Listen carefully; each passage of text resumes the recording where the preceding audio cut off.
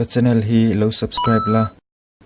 notification bell ilo click bok do nia chibai le ve kule tun tuma chuan online manga thil cha dan kan ziranga online ma han ti hian huam zau mai theya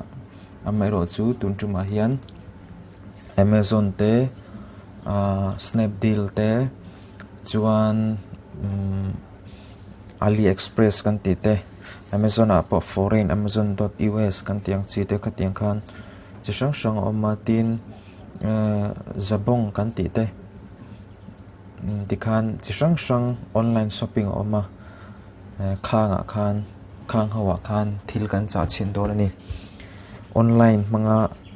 thil cha dan olsam vena hian kan clear hawa kan zir ho don ani masabera chuan tun tuma hian Amazon cha chin han tumila Snapdeal te tin AliExpress kan ti te Jabong kan ti te khatiang zong website anen Club Factories kan ti te tun lai la re mema khang zong nen khan process twin ang veka chuwang chuan chung zinga chuan kan hriat tlang lon ber Amazon website a hian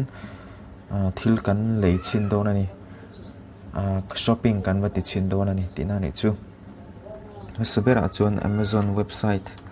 Amazon kan type anga chuan amazon.in ani chuan India ti na ni maya US ani chuan America ni maya tuna chuan India bika kan luta amazon.com amazon.in chuan heta hian your cái chú ka sign in to ka sign in lo tan account nei lo tan a cha thei thowa account nei tan po cha thei thowa amaro chu cái chuan account ka nei to chuan hello atia heta hian ka minga lo lang ta chuan mi hi kanwa hetia kan arrow kanwa da chuan your account, your order, your wish list, your recommendation, prime membership ti te lo lang noi me sign out thlengin chuan ka account a hian kan en chinanga your orders te hian enge ka cha to ti kan cha main thil kan cha main kan en chin lo pila thil hi ka cha hnem tong renga kan en chinila sangni som panga khan enge ka cha to sangni som panga khan thil puthum ka cha general studies tiang chi te ram transcend ram ti te chen harnia bel ti chu ka thian pa ta ka cha sakania 2016 a hian thil som chi sang som ka cha to azu Zenfone hei azu Zenfone cover khani a flip cover ani chuan pen drive te glove te ka cha to a sa ni le som pasari ni kum khan thil pakwa ka order a chung zinga chuan hei tuna ka man mek voice ka record na boya omni antimaya chu ka cha to a voice recorder ania chuan tripod ka cha to boka chuan camera stand enge stand ni lo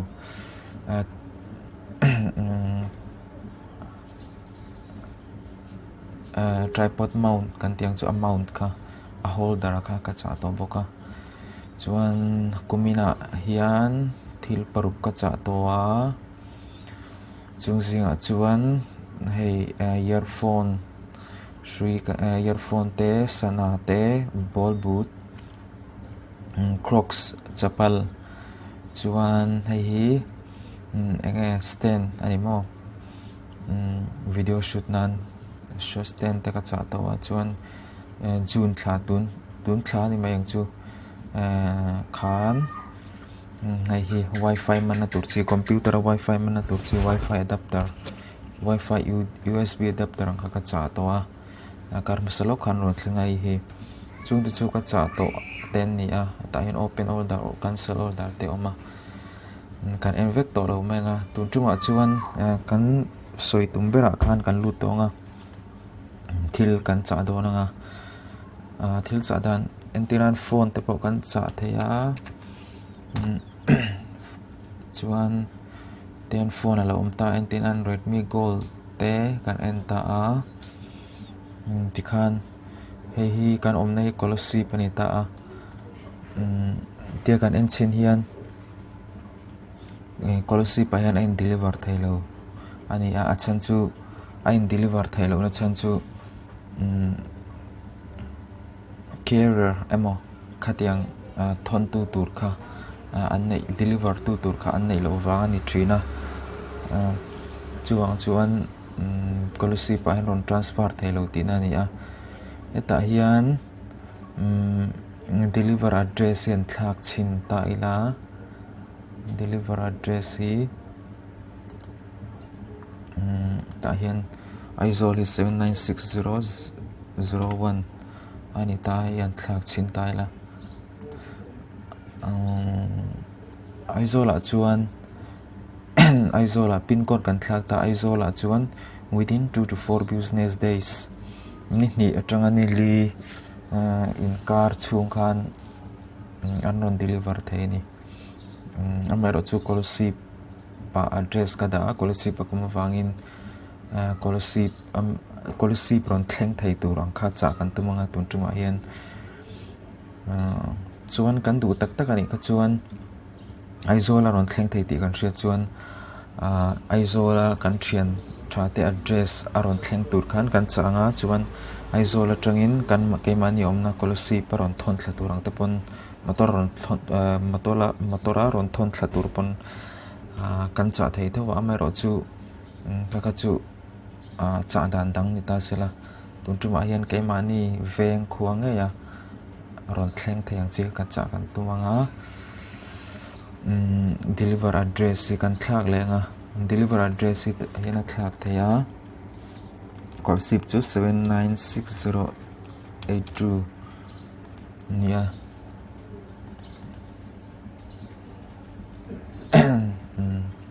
hei hi a thleng thei lo hlo maya chuan kan cha lo nga mamo deuh mai ka nia chu tuna ka phone man la hi Asus ania Asus Zenfone charger kan cha do ni tuntuma hian test mai poni lawa atak taka kamamo ka cha tur kha video karon siam ani Asus Zenfone charger ti hi cha chin ta ila Asus po hian chi sang oma charger var chi te entinan Asus chuan tuna ka Asus hi Asus Max ani lawa Zenfone 3 te poni lawa ka hriat thiam dana chuan hetiang chi hi ania ka phone man chi chu a rating kan hmua rating hi thukop maya 5 ani mi pakhat chon la leya rating 2 nia mi pariatin an lei to rating 2.5 fel ani mi somni pakwain an lei to thil kan lei don chuan a rating kan ti chuan min an lei na hnuwa min an lei to hnuwa enge an feedback ang chi kha a rating an pe kha 5 out of 5 akan engza nge an pek a thani ko chuan 5 star kan pe potanga thavak lo ni chuan 4 te 3 te an du thu sam lo ni chuan 2 te 1 ten pet thin ta kha rating in belcom ka heta hian lo lang thin ani hei hi 2.5 star ania a thavak lo a chuan cha kan tum lo nga hei hi 3 ania rating hi chu lo khop maya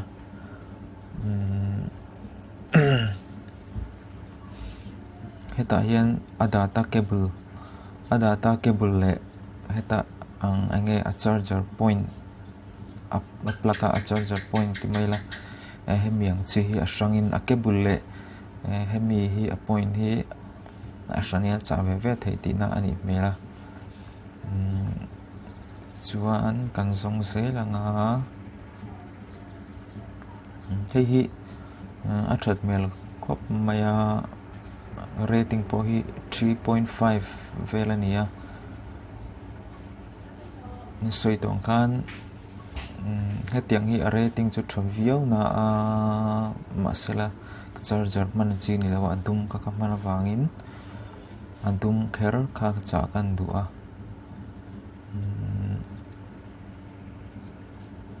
hei hi ka mo berania a charger cable hi abung trepa hetlai a cable hi bun trepa wangin a cable chau hi ka mo chuan tun tuma hian a cable chau kan changa a rating hi a thapa nga ya chuan ei cha kan tu manga rating po 4 ania hei hi kolsi pa po athleng theya deliver to kolsi pa inti thlapa tian en chinila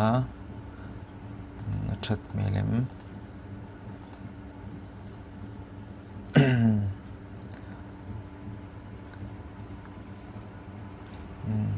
thatura ngai la chuan zaruk sum kwale poko manania za somli panga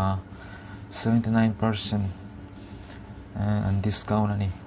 hi buy na wa kan lui potanga chuan deliver address hi tun tuma chuan deliver address zia dan te ka kan tilang lo mai nga deliver address hi ka sign in khan Amazon account ka hon khan payment address te deliver address te kha tikhan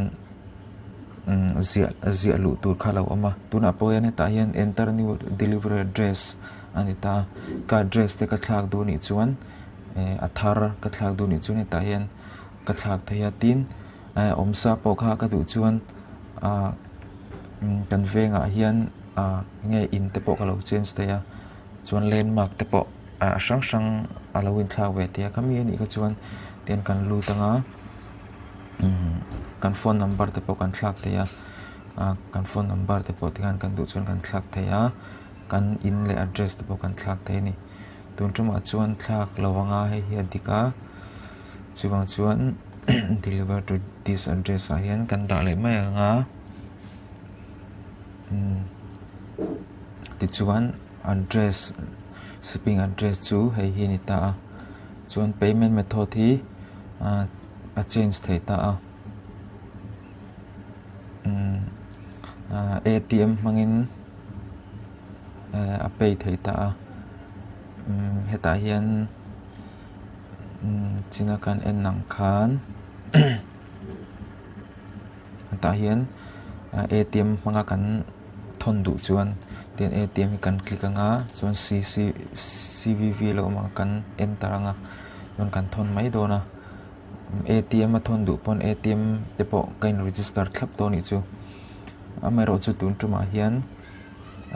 net banking manga thon kan du wang khan credit card te kan tilawanga debit card poni lawin net banking a kan lutanga chuan bank hi option a choose theya ICICI bank kan mangani chuan ICICI bank kan choose te ma sa tun tuma hian Bank of India SBI ni wangin State Bank of India kan choose anga chuan continue wa kan click ang continue wa kan click anga ti chuan place your order and pay ti hilo langa ti hian kan click ta an la kai deuila ti hian username mania kan soi thin bok username le password khatuna hin kan chut lu ngai ni ti hian username kan username kha kan chulu tanga chuan password alom le password kan chulu le anga ti chuan username le password SBI online banking username le password kan chut lu nuwa kan login ang chuan cheng zan hi sam hi panga alo nia aman taka kha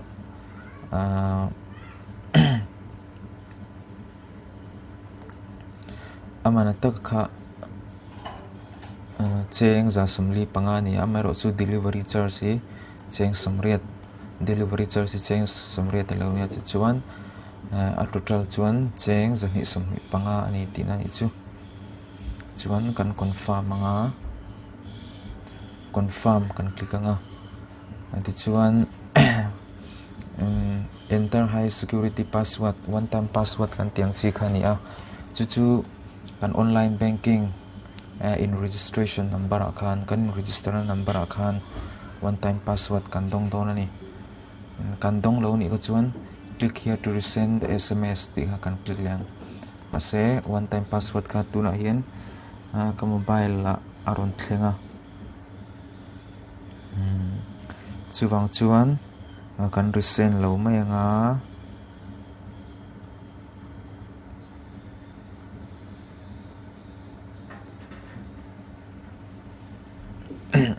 one time password chu ta hian kan click lu tang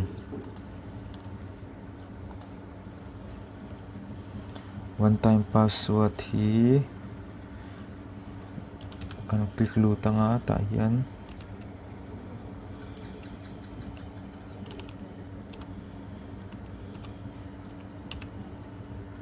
kan click lu huna confirm kan metang tikhan kan confirm ta kan confirm nu khachuan kan poisa kha lo in cut down ani